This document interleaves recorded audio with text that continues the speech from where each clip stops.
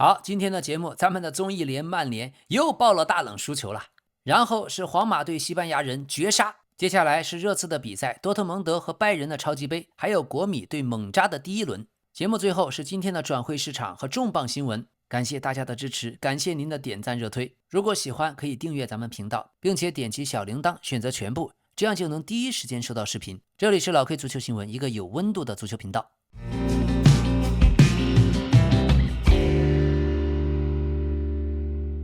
今天皇马的比赛，新援9号位 ISP 90分钟绝杀，客场2-1获胜。中锋巴塞罗那没有的中锋，皇马已经有了。赛季刚开始，在穆里尼奥的手下第一场，工资最高、最大牌的姆巴佩、维尼修斯还没有找到状态。今天排出的首发有9名是世界杯参赛球员，特别库尔图瓦、科纳特、姆巴佩大约只有3周的合练，贝林厄姆赛前仅仅获得30分钟热身赛的时间。所以今天上半场中断以后出现压迫强度的下降并非偶然。老 K 现在最担心是5大联赛各大球星的世界杯综合症，千万不要出现谁重伤啊。那么穆里尼奥名义上排出了4-2-3-1的阵型，无球的时候经常压成较窄的4-4-2，比席尔瓦和巴尔韦德组成双后腰，贝林厄姆位置明显靠前，主要活动在禁区前沿和左侧内部空间，居莱尔从右路内收和贝林厄姆交换位置，邓弗里斯负责右路的纵深，维尼修斯保持在左侧1对1的宽度，姆巴佩作为中锋，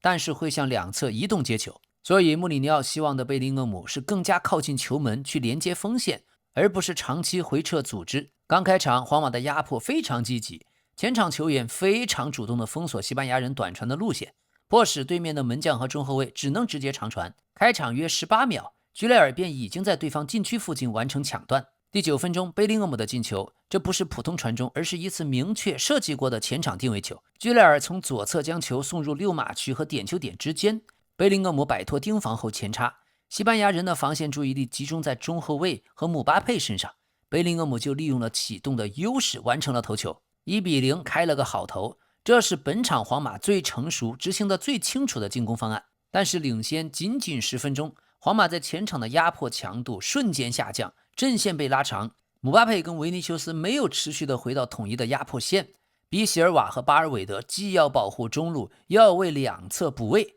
贝林厄姆的位置较高，这导致双后腰身前出现了空当，而邓弗里斯前插之后，在右侧的转换保护不够稳定，所以西班牙人逐渐绕过了皇马第一道的压迫。第30分钟，卡拉特拉瓦扳平，这个球哈维埃尔南德斯从左侧送出横传，卡拉特拉瓦从右向中路移动，却没有人及时的跟防。问题不完全是某一个后卫漏了人，而是整个皇马的整体防守横向移动就慢了一步。所以这也能体现出西班牙人有针对性的安排和计划。这套计划的核心不是和皇马争夺控球权，而是关闭中路，迫使皇马向外线传球，再利用皇马2名边后卫身后的区域。他们主要采用紧凑的4-4-2中低位防守。首先，希拉利直接限制了维尼修斯向中路的突破，而卡拉特拉瓦回撤协助以后，在由内向外发动反击。还有哈维埃尔南德斯在中路和左侧的内部空间接应，负责转移球。罗伯托费尔南德斯作为长传的出口。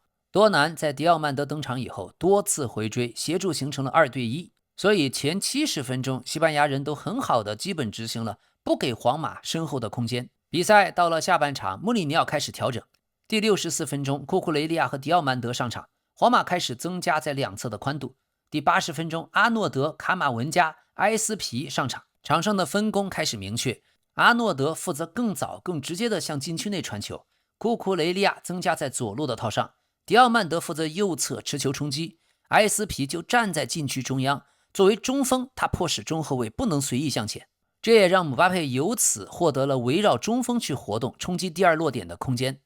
绝杀球正好反映了这种结构。迪奥曼德从右路送球，姆巴佩强行切入，制造了混乱。埃斯皮抢到解围不远的第2落点，调整之后完成射门。最终他们不是依靠流畅的阵地进攻取胜，而是依靠定位球，依靠持续压迫形成的累积效应，用替补形成的宽度还有真正的中锋对禁区结构进行了改变。所以皇马最差的还是个真正的中锋。上赛季、上上赛季到现在，从姆总来了之后到现在依然如此。那么整场比赛4个部分，前15分钟皇马占优，高强度的压迫奏效了，定位球取得了领先，西班牙人在短时间内难以出球。不过上半场从15分钟到45分钟，西班牙人扭转了局面，皇马的压迫迅速衰减，阵型被拉长，西班牙人通过边路的转移和卡拉特拉瓦内收扳平。这时候姆巴佩虽然有好几次射正，但都被门将化解。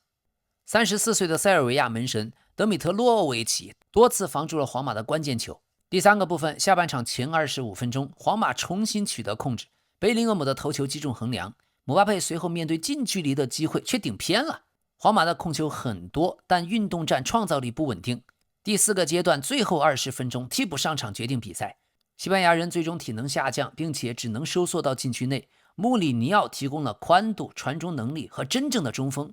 最后由9号位埃斯皮完成绝杀。所以从故事的角度讲，这场球情绪拉满。最后双方的预期进球比 1.12 比 1.72， 他们 59% 的控球并没有做到全面压制，而德米特洛维奇完成了6次扑救，是西班牙人能够坚持到最后的重要原因。另外，姆巴佩一个人的预期进球值就非常高，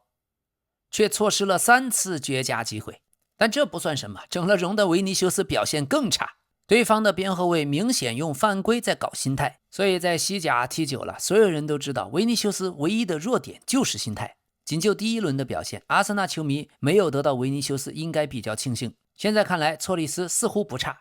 不过相信老 K 的，赛季还长得很，在整个世界左路的爆发力，维尼修斯要说第二，没人敢排第一。好，今天皇马表现最好的3名球员，贝林厄姆、居雷尔、埃斯皮。贝林厄姆打进手球，还有个头球砸中门框，是皇马进入禁区最稳定的中场球员。而居雷尔有定位球助攻，负责右侧内收、前场串联，还有多次定位球的输送。过去这几年他一直在进步，到现在只有21岁。居雷尔把天才2个字展露无遗。另外就是替补上场的中锋埃斯皮，除了进球外，他的背身支点和禁区内的站位改变了西班牙人中后卫的防守对象，战术价值不仅仅是一脚射门。而表现比较差的，除了姆巴佩跟维尼修斯，就是比席尔瓦和巴尔韦德的组合。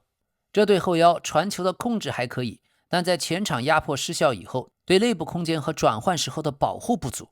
今天赛后，主教练穆里尼奥保护了维尼修斯，他说维尼修斯长期遭受了轮番的犯规，还有各种客场的敌意，这是一种霸凌。同时他也承认维尼修斯不是圣人，仍然需要控制情绪。穆里尼奥透露，现在埃斯皮和库库雷利亚和教练组一起住在巴尔德贝巴斯基地，大家一起吃早餐、吃午餐、吃晚餐。埃斯皮原定于明天才会正式亮相，却在今天的首秀就完成了绝杀。而库库雷利亚今天替补登场的时候，获得了主队部分观众的掌声，因为他过去曾经在西班牙人的青训体系效力，并且也刚刚跟随国家队参加世界杯，他是西班牙球员中最受欢迎的一个。无论怎么说，今天的比赛是拿下了。对皇马来说，贝林厄姆、居雷尔、埃斯皮、迪奥曼德、库库雷利亚，这都是积极的一面。但最需要警惕的是，他们的高位压迫只能维持很短的时间，压迫一旦失效，阵线被拉得很长，这个问题还真难解决。另外就是比席尔瓦和巴尔韦德，他们的双后腰分工不明确，左右两侧在前插后的转换的时候的保护很差。另外就是2位大神姆巴佩、维尼修斯，我们只能静静的等待你们找到状态。现在看来，穆里尼奥的体系要想成型，起码得5个月以上。以老 K 作为穆里尼奥人迷的经验来看，到明年3月，我们大概能看到一支新皇马的雏形。曼联客场大爆冷，0-2不敌升班马赫尔城。老 K 觉得这场输球，乔科尔和卡尔顿克尔起码要负 60% 的责任。他们在赛前录制播客说赫尔城完了，还说自己拒绝参与赫尔城的相关转播。但媒体透露，他本人原本就根本没有被 TNT 体育安排要解说这场比赛。这俩呀，公开的嘲讽说赫尔城注定降级，还说他们是走后门通过附加赛升入了英超。这直接引发了球迷的愤怒，引发了俱乐部老板强烈反击。关键是曼联冤呀，这是给对方赫尔城打了一针强心剂，做了最好的赛前动员。但关键是曼联今年夏天老 K 也说了，作为豪门完全没有重量级的引援。看看1年多以前的热刺，人家在干什么？这曼联的板凳深度根本还没到1周双赛呢，现在连这种球都能输，角球后点竟然一个防守队员都没有。过去这几年总是打强队的时候，曼联的防守反击有来有回，可主场踢弱队总是磕磕绊绊，客场踢弱队总是唯唯诺诺，还是熟悉的配方。赛季刚开始，综艺联又回来了。那么老 K 复一下盘今天是第17分钟，对方的塞米阿贾伊补射破门。第38分钟，诺贝尔门迪又利用定位球头球扩大比分，2个球全部来自定位球。全场曼联空有 72% 的控球率，21次射门却没有一个进球。而上一次赫尔城在联赛击败曼联还要追溯到1974年，老 K 都还没有出生，整整52年前。而且这也是曼联队史上第一次在顶级联赛揭幕战输给一支升班马，这对于卡里克尤其刺眼。上赛季刚刚明显回升，新赛季本来是他第一个完整的季前备战，大家都以为他能带着球队进一步向冠军竞争者靠近，可是无奈拉爵爷不给钱补强啊，巧妇难为无米之炊呀。第一轮就被普遍被视作最大保级热门的赫尔城给击败，而且不是偶然的偷袭，是上半场在身体对抗、定位球和比赛强度上明显吃亏。开场他们拥有更多球权，但曼联的控球没有转化为真正的控制，反而赫尔城的比赛计划很明确，保持后场人数多，利用身体对抗压迫曼联的新中场，再通过麦克布涅的支点和两侧传中寻找2点球和定位球。赛后，赫尔城队长科伊尔就特别强调，球队知道自己要保持阵型，保持韧性，并且在低位防守作为一个整体去行动。曼联上半场并不是控球不足，而是缺乏速度、缺乏侵略性、缺乏对抗强度。上半场他们输掉了 63% 的对抗，高空球有2/3都落到了赫尔城一方。这么软的曼联，你踢什么英超啊？中场休息，卡里克撤下了身背黄牌，而且作用很有限的多尔古，让拉什福德登场。拉什福德确实给左路带来了更直接的推进和宽度，但赫尔城已经不需要主动出击了，只需要摆大巴，进一步压缩禁区周围的空间。第67分钟左右，卡里克又调整了中场，之后谢什科出场，曼联逐渐变成大量的边路传中。最好的机会来自于姆波莫，但被赫尔城门将佐拉基斯化解。中场前，曼联甚至把马奎尔都推到了锋线去争顶，已经明显进入最后的狂轰状态。但赫尔城坚决守住了，零封曼联。这就是我们赛前预测说的，对方赫尔城主教练亚基罗维奇第一原则，先让曼联踢得不舒服。他并没有试图和曼联争夺控球权，而是一个5后卫541的低位框架，3名中后卫保护禁区，2名边翼卫科伊尔和贾尔斯承担向前输送球权的任务，中锋麦克布涅承担对抗、冲击和连接。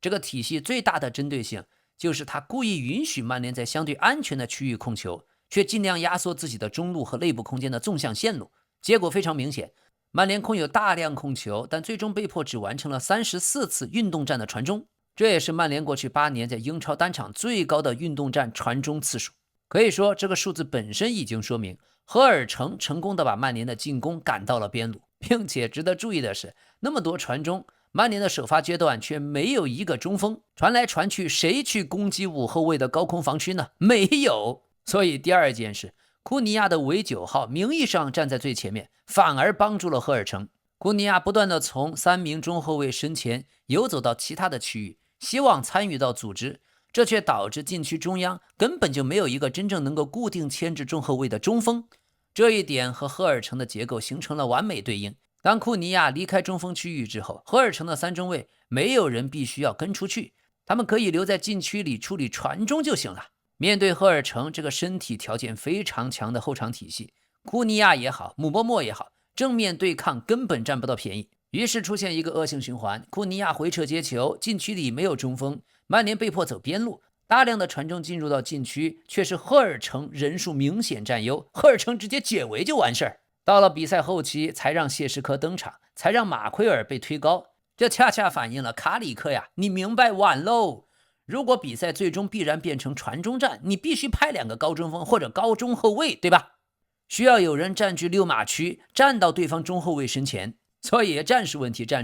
战术出了问题。还有，我们看看第3件事，曼联的双后腰桑托斯加上蒂勒曼斯，理论上纸面上挺好，但第一轮就暴露了问题。赫尔城根本不打算和你比慢节奏的传控，而是不断让比赛进入对第2点的争夺，身体碰撞、转换以及直接球权的争夺。赫尔城上半场赢下了接近2/3的地面对抗和高空对抗。我们能看到一个画面，麦克布涅直接带球突破了曼联中场防线，桑托斯和蒂勒曼斯非常被动。所以这样的双后腰根本就缺乏一个真正能够稳定保护转换区域的锚。导致毕费不得不下降很深参与拿球。毕费自己赛后也说，曼联给了赫尔城太多东西，尤其比赛开始阶段压迫和侵略性太差，明知定位球是对手最重要的武器，却根本没有执行好定位球的防守。于是第4件事，定位球不是偶然，赫尔城赛前就发现了曼联的弱点。主教练亚基罗维奇赛后也透露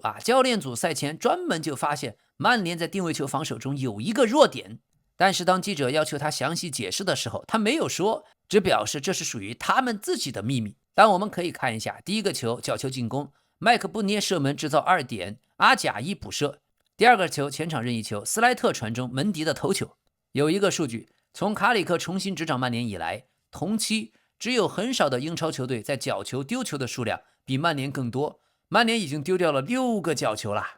好，今天第5件事，卡里克的中场调整有没有作用呢？要说中场让拉什福德换下多尔古，这是最明显的一次有效调整，至少给曼联带来了上半场缺的速度、主动性和左侧的宽度。拉什福德有一个很有威胁的挑传，找到了谢什科，自己也有一些推进，但问题是这个调整发生的时候，赫尔城已经2比0领先了，亚基洛维奇不需要再冒险了。赫尔城第2阶段比赛的重点只需要保护禁区，控制中路，允许曼联在外围你倒球，你传中，我不怕。所以曼联的控球率进一步升高，看起来把赫尔城压在半场，却根本没有真正干净的中央区的射门。所以数据上曼联空有 72% 的控球，21次射门， 1.81 的 XG， 最终0个进球。这并不是纯粹运气差，是赫尔城在最重要的比赛阶段完成了他们需要完成的事儿。所以关键球员的对位，麦克布涅对上了埃登海文，这是上半场最明显的不对等对抗。麦克布涅的跑动和身体对抗持续的给年轻人海文制造了大量的麻烦，不仅自己可以得到射门机会，第1个进球同样来自他的射门被扑出后形成的2点球。麦克布涅真正重要的地方不是进球数据，而是他让赫尔城可以绕过曼联中场的组织，直接把球送到前场，再围绕他争夺第2落点，这是本场赫尔城的战术支点。而曼联的姆波莫对上了赫尔城5后卫，他也算少数能够持续制造威胁的了。下半场还有全场最好的机会，但是被门将扑出。姆波莫的问题仍然是空间，面对赫尔城低位的5后卫防守，他很难像转换进攻中那样利用身后空间，只能更多在边线和禁区外围寻找射门机会、传中机会。而库尼亚的技术特点也没有在舒服的比赛环境，他频繁离开中锋位置，想通过回撤和横向移动接球，但赫尔城没有因为他的移动而失位，结果是曼联多了一个外围接球的球员，却少了一个在禁区内可以接传中的终结点。所以这也是战术问题，是个人特点和比赛需求发生了冲突，非库尼亚和姆波莫之罪也。而曼联门将拉门斯也不算表现太差，在赫尔城进球之前，他已经做出了重要扑救，第1颗丢球也是他先挡出了射门，之后才被补射。但问题在于曼联对第2落点和定位球在禁区的结构缺乏保护，所以赫尔城的球员老 K 觉得麦克布涅是战术价值最高的，他承担了支点作用，争顶，能压迫对方中后卫，制造定位球附近的混乱，还有第1个进球之前的射门，他给了曼联防线巨大的身体压力。第2个中后卫塞米阿贾伊防守核心，第17分钟在角球2次进攻抢到关键落点，补射打破僵局，这第1个进球就让比赛完全进入到赫尔城最舒服的比赛状态，从此就不再需要冒险主动压出来了。除了进球，他所在的3中卫体系成功的把曼联绝大部分进攻限制为外围传中。另外第3个球员诺贝尔门迪，他利用任意球头球破门，将比分变成2比0，但比赛后段似乎有些受伤被换下。那么曼联的球员没什么好说的，非球员之罪也。另外注意这一仗赫尔城缺少了8名一线队球员，所以曼联不只是输给了降级大热门的升班马，而且还是只残缺的升班马。不过赛前在赫尔城主场座椅上放了一个标语口号，写着一个家庭一个梦想。所以英超的好看呀，正是这样的小球会把上赛季升级形成的凝聚力直接带到了赛场上。主教练赛后也说，自己赛前最重要的工作就是让这些球员真正相信他们有能力在英超这个级别比赛。从上半场的对抗强度来看，这种心理建设是成功的，没有停留在口号上。当赫尔城2比0领先之后，看台迅速响起了大量嘲讽乔科尔的歌声，大意就是乔克尔，你看到了吗？嘿，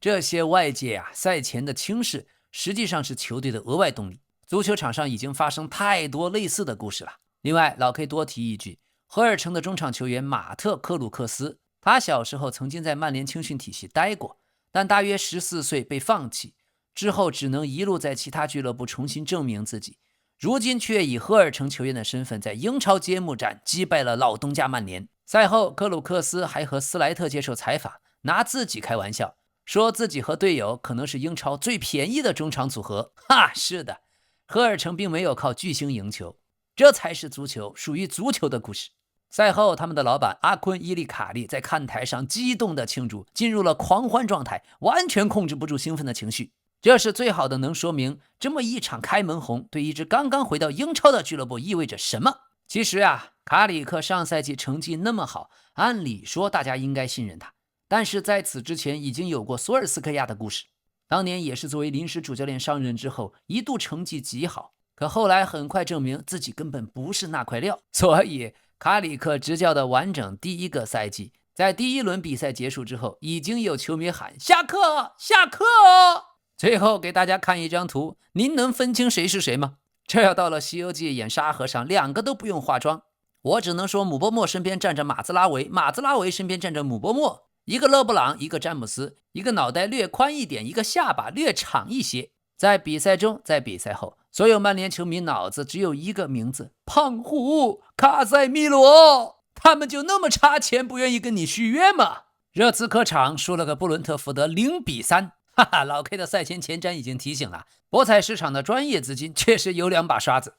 这一场比赛，热刺差点通过输球的方式将阿森纳拉下英超榜首。另一方面，真爱曼联和热刺第一轮就又在一起了，同时排在降级区。首先，小蜜蜂赢球不奇怪，上赛季他们在基斯安德鲁斯首个完整执教的赛季表现非常成功，最终排名第9，非常接近欧战区。安德鲁斯还进入英超赛季最佳教练候选名单。这个夏天最后一场热身赛，他们还7-0狂胜了法兰克福，可谓是状态正好。今天为什么名气大的热刺反而输了这么多？问题集中在防线。他们新任第一队长范德芬缺席，波罗缺席，帕普萨尔因为腿后肌出现疼痛也不参加，再加上库鲁塞夫斯基、哈维西蒙斯、威尔逊、奥多贝尔长期缺阵，还有麦迪逊、索兰克、乌多基、马特乌斯、费尔南德斯都没有进入最佳状态。所以这场球赛前的疑问是，一个刚刚重组的热刺在范德芬和波罗同时缺席的情况下，能不能顶住布伦特福德的力量转换、冲刺和定位球？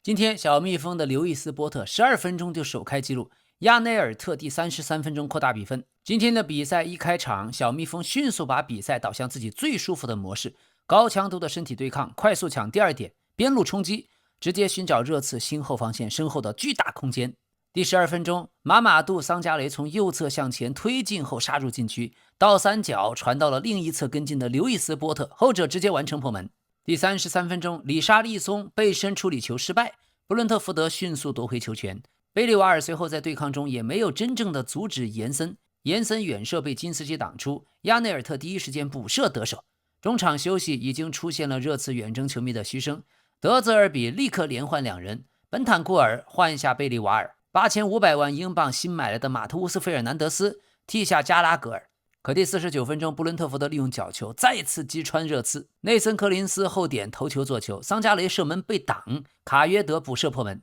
此后本坦库尔禁区内放倒了凯文·沙德，伊戈尔·迪亚哥的点球击中立柱，否则就是4-0狂胜。首先看战术方面，热刺的4-3-3控球仍然存在，但推进质量不存在。虽然有 59% 的控球率，可预期进球布伦特福德 3.96， 热刺 0.47， 他们的大量控球并没有转化成能够破坏对方结构的推进。相反，小蜜蜂非常有针对性，并不介意让热刺拥有在后场控球权。问题在于，球一旦到了中场或者前锋脚下，小蜜蜂迅速的把比赛从传球比赛变成身体和反应速度的比赛。第二颗进球就是最典型案例，里沙利松没能把球保护住，贝利瓦尔没有在下一次对抗把局面重新夺回来，延森马上就获得正面射门的空间，随后门将挡出，亚内尔特比所有热刺球员更快冲向了第二落点。这不是单一球员的一次失误，是一整条对抗到丢球到2点球到保护禁区链条同时失败，所以从开场布伦特福德就已经发现热刺防线里巨大的空当，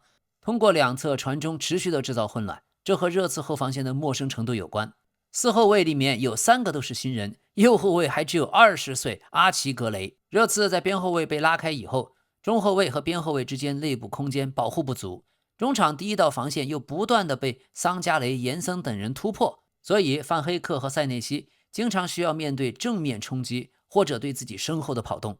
像范黑克今天和塞内西上半场的配合就像是第一次见面的情侣一样，异常的尴尬。而桑加雷成为了破解德泽尔比热刺体系的关键人物。本场最重要的不是3个进球的球员，而是桑加雷。他的作用至少有3层：第一，能够在中场对抗保护球；第二，一旦热刺中场站位被拉开，他敢于直接向前推进；第三，他不仅推进，还会继续进入到禁区内。第一颗进球就是他的前插和倒三角，第3颗进球则是角球的2次进攻中，他直接获得禁区内射门机会。金斯基只能将球挡出，卡约德再完成补射。所以这个今年夏天从朗斯队加盟4000万英镑的中场，完全压过了热刺对面的托纳利，而且托纳利的身价还创了热刺队史引援纪录。那么主教练热刺这边德泽尔比半场调整的方向是正确的，但太迟了。他换上本坦库尔，换上马特乌斯·费尔南德斯，加强中场控球和身体对抗。费尔南德斯有向前持球的能力，他也是替补出场后热刺少数表现相对积极的球员，是唯一一个老 K 觉得踢得可以的。可是49分钟已经0-3，这次调整已经没法翻盘，所以毫无疑问，本场战术方面，安德鲁斯完胜德泽尔比。他倒没有制定多复杂的奇招，而是把热刺目前最明显的3个弱点全部抓住了：一、新后防线缺乏默契；二、中场怕连续的身体对抗；三、拥有控球权却缺少能真正打穿防线的能力。关键球员对位方面，桑加雷一个对上了托纳利加贝里瓦尔加加拉格尔，他全胜，一个人完全压过了热刺的中场。托纳利的问题倒不是完全不会处理球，而是比赛节奏根本没有按照他希望的方式进行。上半场大量时间都在争2点，在快速转身，在身体碰撞。托纳利一次禁区前的凌空射门，甚至直接大幅的偏出目标。直到下半场，随着费尔南德斯和本坦库尔上了之后才有所改善。贝里瓦尔则更糟，第一个进球他没有阻止桑加雷进入禁区，第二个进球前又出现了软弱的对抗，传球也不稳定。还有另一方面，沙德在布伦特福德左路不断的折磨对面的阿奇格雷。格雷并不是传统右后卫，本场还肩负有队长责任，但布伦特福德不断利用沙德的速度、冲击力和高空优势，迫使格雷既要防边路，又要处理禁区后的落点。后来的点球同样来自于沙德突入禁区，本坦库尔追防的时候只能将他放倒。那么热刺这边锋线上的里沙利松，真正的问题不是没有进球，而是作为前场支点，他的基础任务完成的非常困难。第二颗丢球就是因为他没能护住球权，所以他的表现相当糟糕啊。还有热刺的米奇摩尔，他是进攻端唯一的亮点，确实跑到了该跑的正确位置，却没有完成终结。第3个进球之后，罗伯逊左路传中找到了后点的摩尔，但凯莱赫完成了扑救。不久之后，摩尔再次获得不错的机会，又被凯莱赫挡出。那么布伦特福德所以只有 41% 控球的小蜜蜂制造了接近 4.0 的 XG， 这就是典型的英超比赛。在2026年，控球权不是一切。那么今天年仅20岁163天的阿奇格雷成为热刺队史正式比赛最年轻的队长，打破了过去史蒂夫·佩里曼20岁260天的记录。可惜这是一次非常痛苦的队长首秀。在比分3-0之后，布伦特福德主场球迷开始高唱着托马斯·弗兰克正在笑你们，这是因为前小蜜蜂主教练托马斯·弗兰克上赛季执教热刺却失败了。这样的经历，这样的梗对小蜜蜂球迷尤其有杀伤力。他们失去了过去的主教练，不但没有崩溃，反而在新帅的带领下，把大量烧钱重建的热刺打了个3-0。德国超级杯，多特蒙德主场1-2输给拜仁，90分钟又是那个本塞拜尼。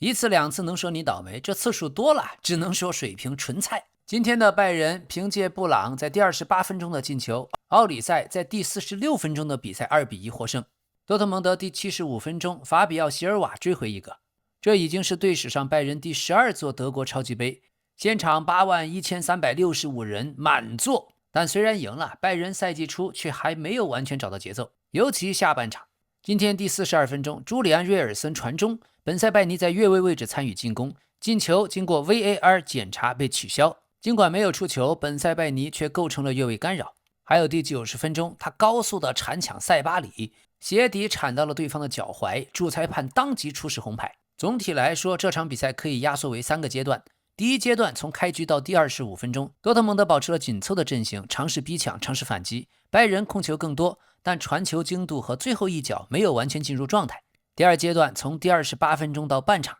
基米希的长传，这时候基米希的长传找到了右侧内部空间的奥里塞，奥里塞护球回做，布朗从第二线插上得分。随后多特蒙德的出球失误明显增加，乔布贝林厄姆的传球被奥里塞拦截，后者摆脱了本塞拜尼，扩大比分。本场的0-2已经基本反映了上半场拜仁的优势。但第三阶段下半场，当康斯坦泰利亚斯登场以后，提高了多特蒙德向前的速度，而卡雷查斯迫使诺伊尔做出了关键性扑救。第75分钟，多特夺回球权，由康斯坦泰利亚斯直塞，丹尼尔斯文松横传，席尔瓦完成终结。最后阶段，拜尔还错失了扳平的机会。今天的拜仁名义上阵型是4-2-3-1，但最引人注意的是，通常担任左后卫的布朗出任攻击型中场，这是因为穆夏拉、格纳布里、卡尔都没法上场，塞巴里又刚刚恢复，所以只能重新组合现有球员的特点。这个安排神来之笔，产生了3个效果。布朗不像传统组织型前腰长时间停在球前，而是频繁地从中场身后插入禁区内。第一个球就是奥里塞吸引防守，布朗后插上的结果。第二点，哈里凯恩回撤牵制了中后卫，布朗就可以补进中锋附近的区域，增加第二落点。第三点，拜仁仅有3次传中，却完成了21次射门，说明他们的主要攻击手段是地面组合、长距离的转移球，还有右侧内部空间的突破和中路的后插上，并不是不断的向禁区内吊球。今天基米希103次触球，帕夫洛维奇114次，贝林厄姆只有63次。这说明拜仁的双后腰控制了大部分球权的循环。但是下半场拜仁的不足很明显，下半场他们没有用连续控球压低比赛的强度，防守多特蒙德的传中保护不足，拿球不够积极，队友之间支援不足，给了对手过多的传中机会。而多特这一边上半场很困难，下半场为何明显改善呢？主教练科瓦奇安排的是3-4-2-1，三中卫保护禁区，斯文松和瑞尔森担任边翼位，贝林厄姆和菲利克斯·恩梅加在中场，卡雷查斯·伊纳西奥支援塞罗吉拉西。而他们上半场的问题不是单纯的没有控球权，而是2名中场接球的时候经常背对拜仁的压力，没有办法把球传到前场。第二点，吉拉西被金明哉和塔压缩了活动的空间，刚开始多次处于越位位置。第三点，他们的边翼位有时内收的过早，边路和中路同时拥挤，却没有形成有效的出球点。第四点，贝林厄姆的失误直接造成0-2，这使得多特蒙德最需要稳定局面的阶段反而再次丢球。下半场，科瓦奇先用康斯坦泰利亚斯换下了伊纳西奥，同时投入了席尔瓦、拜尔和乔伊·费尔曼，特别是康斯坦泰利亚斯更愿意接球后立刻向前，费尔曼提供了较深位置的传球，斯文松获得了更明确的前插空间。多特最终形成10次传中7个角球，席尔瓦的进球也是他们抢断、直塞、边翼位在横传、中路包抄，是个快速地面的组合，而不是盲目的传中。所以下半场声势和推进，多特蒙德明显改善，但全场仍然只有8次射门，3次射正，压迫感也没有完全转化成足够多的高质量的终结。那么2位主教练孔帕尼的决定很大胆，但下半场略显保守，让布朗踢10号位是本场最成功的决定。这既解决了人员短缺，也直接产生了进球，并且拜仁前场对多特出球的压迫和预判，还制造了第2个球。不过他直到第68分钟才进行第1次换人，第81分钟才用塞巴里换下布朗，球队在下半场已经明显失去控制。另外，奥里塞和凯恩仅仅参加了3次合练，却仍然踢满全场，说明现在的拜仁真是离不开这2棵大树。科瓦奇这边调整非常有效，但来得太晚了，已经0-2之后了。他们上半场连续的错误让拜仁逐渐占据优势，特别这小贝林格姆跟他哥哥差得太远了。上次球停在门前，让奥里塞铲了进去，这次又传球给奥里塞，让他又进一个。每个赛季都给奥里塞传一个，只要一踢拜仁，各种失误频出。这说明最顶级的压迫能够显出球员的质量。乔布贝林厄姆20岁，也许是个好球员，但绝对不是世界级。所以今天孔帕尼赢了首发的布置，却没有解决领先后的控制问题。科瓦奇的换人确实改变了比赛，但我们不能忽略他的首发体系出球太困难。今天决定比赛的3组对位首推奥里塞，这家伙不仅进攻积极，防守还这么积极，一个进球，一个助攻，5次射门，赢得8次对抗，还制造了4次犯规。他对上了本塞拜尼和约尔森，第一个进球策动，第二个进球直接摆脱了本塞拜尼，成为本场最大胜负手。第2组对位基米希加帕夫洛维奇对上贝林厄姆加恩梅加，拜仁完成了552次成功传球，多特只有299次。拜仁的对抗成功率达到 56.6%， 完全控制了中场。小贝林厄姆在压力下出现致命的失误。第3组对位下半场上来的康斯坦泰利亚斯、斯文松、席尔瓦对上了拜仁的防线，3个人共同完成多特的进球线路，尤其老 K 非常喜欢的康斯坦泰利亚斯，这证明多特的替补席是有用的，但启动太晚。不过本塞拜尼全场仍然赢得了7次对抗，倒不是每次防守都失败。那么全场第1人奥里塞，他当选最佳球员实至名归。第2位布朗，这是战术上的惊喜，正是比赛首秀就取得进球，在陌生的位置完成第2线插上，这场球证明他不只是阿方索戴维斯在边后卫的竞争者。第3位门将诺伊尔，他关键性的扑救扑出了卡雷查斯近距离的攻门，但比赛末段持球的处理一度给了多特许多机会。另外，对面多特的门将科贝尔真是大神级的表演，多次挡出了路易斯·迪亚斯、布朗还有奥里塞的机会。这一位大爹在一夫当关万夫莫开，避免了比分被扩大。多特第2位康斯坦泰利亚斯，他的替补改变了推进速度。第3位席尔瓦把反扑转化成进球，他的跑动方式和2名希腊的攻击手的快速配合更加默契。今天看台上看到了德国总理、公开的多特蒙德球迷弗里德里希·莫茨，还有新任德国队主教练克洛普，还有前总理施罗德以及德国足协的各位高层。这位总理莫茨还曾经在2010年到2014年担任了多特蒙德监事会成员。另外，德国杯现在叫贝肯鲍尔杯，这也是对足球皇帝贝肯鲍尔，这既是荣誉，也是让关于足球皇帝的记忆继续留在德国的比赛中。那么虽然输了球，但多特蒙德的康斯坦泰利亚斯还有卡雷查斯真是充满了希望，将是本赛季多特蒙德最大的亮点。国际米兰今天首轮4-1击败了升班马猛扎，切尔汉奥卢首开纪录，巴雷拉为猛扎扳平。下半场泽林斯基、皮奥埃斯波西托和比塞克连续进球。今天开场6分钟国米就取得领先，但并没有让比赛立刻失去悬念。猛扎逐渐适应后加强身体对抗和前场压迫。第29分钟，年轻的中场马蒂斯穆特向前传球，巴雷拉背身接球，在阿坎吉的防守下完成转身，然后低射扳平1-1。上半场猛扎甚至还创造了一次巴雷拉头球的机会，但真正的转折来自下半场，砍瓜切菜，国际米兰10几分钟的连续冲击就结束了悬念。随后阿坎吉还有一次角球头球击中横梁。今天齐沃的首发仍然是3-5-2，但是在右侧出现了一个非常重要的新的实验，迪乌夫出现在右侧。他赛后也承认，他和主教练齐沃进行了许多交流，因为新的位置并不容易，整个夏天一直在专门适应。他说自己可以在右侧，也可以在中央活动，而齐沃显然不是简单的把他当着一名贴着边线的传统边翼位去使用。很多时候，国际米兰让迪乌夫先把右侧宽度拉开，一旦拿到球，他可以向底线突破，可以向内部空间持球，还可以和皮奥形成短距离的配合，或者直接倒三角找到弧顶的中场球员。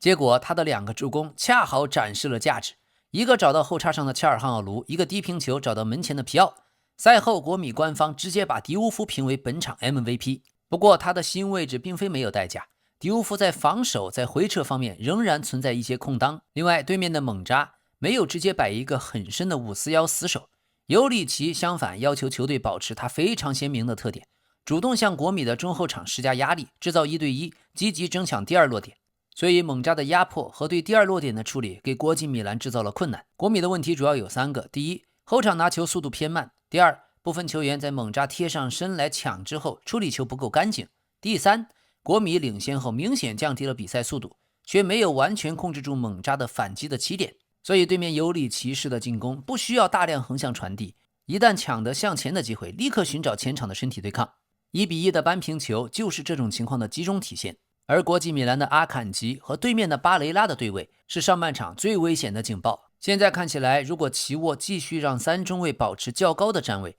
那么阿坎吉这个点，面对背身的中锋突然转身的单防能力会非常关键。阿坎吉这场比赛的表现只能说一般呀。而下半场国际米兰最重要的变化不是换阵，而是处理球恢复了正常。齐沃在中场休息的时候只强调了2个关键词儿，第一要从容，第二要清醒。所以下半场他们恢复了对比赛的处理。关键球员的对位，今天改变比赛的是皮奥埃斯波西托，他在双前锋体系中的作用很大，能够背身顶住中后卫，给身后的中场球员做墙，还能够在禁区内抢前点，还能够参与身体对抗，然后自己继续攻击球门。他全场参加9次对抗，赢下了6次，而且踢满90分钟。最漂亮的当然是那个脚后跟进球，迪乌夫低平球传到进门柱，皮奥已经抢先卡住位置，没有再调整，直接脚后跟改变球路。另外就是迪乌夫对上猛扎队的左侧，这是国米真正制造连续的优势的一侧。第3个对位，巴雷拉对阿坎吉，这是猛扎最成功的个人对位。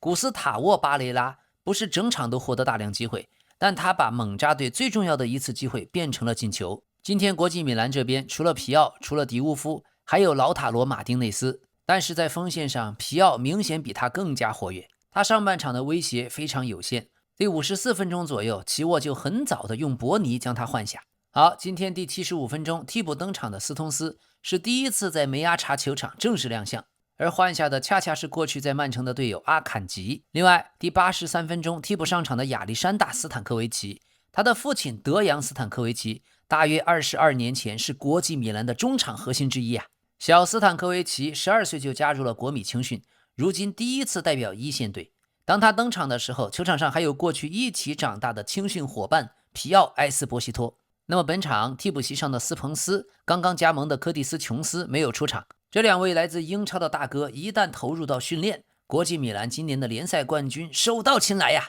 今天的重磅新闻，德国拜仁的中场格雷茨卡即将加盟阿斯顿维拉，罗马诺已经确认。此前球员和主教练埃梅里进行了直接通话。31岁的格雷茨卡即将开启自己首次英超之旅。他过去效力拜仁8个赛季，出场312次，打进51个进球，53次助攻，拿到了1次欧冠、1次欧超杯、1次世俱杯冠军、7次德甲冠军、3次德国杯冠军，还有3次德国超级杯冠军。咱们的埃梅里专门收集这样年纪大的神奇宝贝，大家都不要的埃梅里奥专门制造老将的第二春。另外，切尔西刚刚结束禁赛的穆德里克将租借离开，利兹联曾经提出报价，但遭到了拒绝，谈判仍然将继续。穆德里克更想加盟英超的球队。还有西班牙媒体不断在造势，说巴塞罗那已经和国米队长劳塔罗谈妥了个人条款，但国际米兰不愿意放人。而国米主教练齐沃则说，我迫不及待地想让转会窗结束，我已经厌倦了回答这些问题。劳塔罗的妻子最新晒了照片，祝劳塔罗生日快乐。国米的队长已经29岁了。在夏窗关闭前，巴塞罗那寻找自己的9号中锋仍然没有结果，劳塔罗和布鲁日队的前锋特雷索尔迪成为 B 计划。另外，那不勒斯官方宣布租借签下了切尔西球员巴迪亚希勒，球队拥有买断权。25岁的法国中后卫巴迪亚希勒出自摩纳哥青训，效力切尔西期间，他随队夺得了欧协联冠军，还有25年的世界俱乐部杯冠军。好，曼城方面计划用3500万英镑引进阿兰，希望球员立刻加盟，但帕尔梅拉斯队倾向于将阿兰继续留到冬天。曼城对现阶段达成转会持乐观的态度。阿森纳马丁内利，现在国际米兰成为他热门下家，阿森纳愿意今年夏天出售，合同只剩1年。那么对国米来说，如果能以相对合理较低的价格拿下，这笔交易也有不小的吸引力。好，巴萨的边后卫巴尔德被曝不会继续留在巴萨，门德斯正在为他寻找下家。他从21年9月为巴萨已经出战了168场，随队3次赢得西甲冠军。他的合同到28年到期，但如果报价可观，巴萨不会反对出售。据称曼联很感兴趣，已经询问了球员转会的条件，而巴尔德现在已经松口同意离队。前段时间他还坚持称丝毫没有离开巴萨的打算，当时他想在巴萨效力很久，可现在巴萨认为巴尔德不是主教练弗里克战术体系的优先选择。这一次球员的立场发生了转变，有消息说巴尔德的转会费可能达到4000万到4500万欧元，但这个价格比较高，不太可能实现。另外，曼彻斯特这边记者报道，曼联其实完全能够说服今年阿森纳的新援措里斯加盟曼联，可惜拉什福德回归占据了左边锋位置，这导致曼联只能退出竞争，为希腊国脚加盟阿森纳敞开了大门。现在第一轮比赛看下来，错利斯真是阿森纳淘到了一块大宝。OK， 随着夏季转会窗进入尾声，小蜘蛛阿尔瓦雷斯看来真走不了了。他的经纪人最近在个人社交媒体发了一条意味深长的动态，写道：永远不要去问骗子他们为什么要说谎，如果他们试图解释的话，那就只能再次说谎了。而世界体育报报道，这句话是对着马竞 CEO 希尔马林来的。希尔马林刚刚在接受采访的时候，虽然没有直接点名，但矛头直指小蜘蛛的经纪人。他说：我们必须明白，最近几个月来，小蜘蛛身边缺乏能给他职业生涯提供最佳建议的人。马竞现在认为小蜘蛛的经纪人就是转会风波推手，管理层非常不满。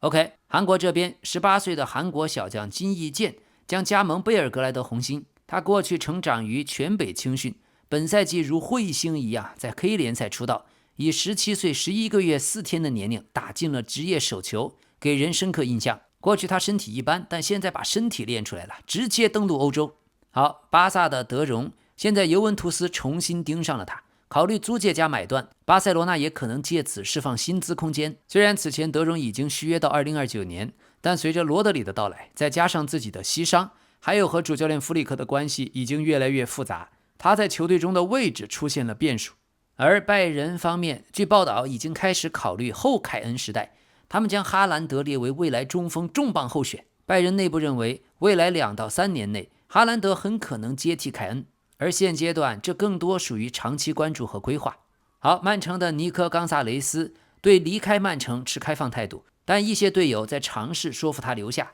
尼科冈萨雷斯是纽卡正在考虑的3名中场选择之一。过去他在曼城的出场时间太少，所以纽卡已经和曼城展开了谈判。关于切尔西的吉滕斯，意甲的罗马队已经送出报价，租借费300万欧元，并附带4000万欧元的买断选择权。现在切尔西还没有接受，